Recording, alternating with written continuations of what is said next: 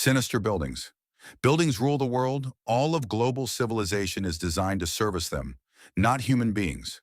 The biggest mistake of human history was the construction of permanent structures, which eventually led to our enslavement by them. We've been enslaved by buildings ever since the construction of the Great Pyramids and have worshipped buildings ever since.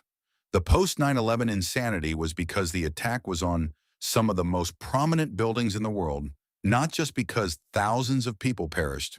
The outrage of certain protests and riots in 2020 was because buildings were targeted and damaged, not because innocent people were losing their businesses and jobs.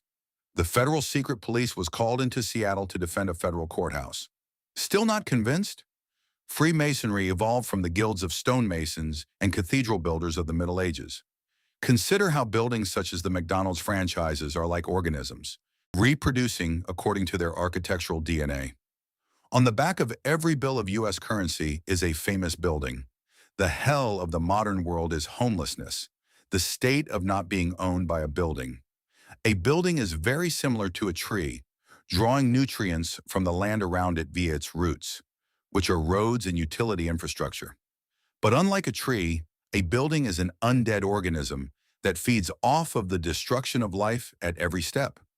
The forests of buildings we call cities is where life is most absent and detached from the natural world. This is why every city has its own eerie vibe that's partially shaped by its architecture, monuments, and skyline.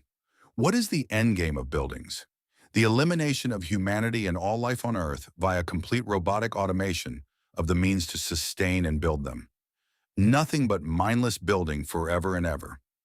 Buildings have a sentience, and that sentience is that of a paperclip maximizer, a super intelligent machine, or even a building that was built for a harmless goal could actually destroy humanity by pursuing that goal too literally.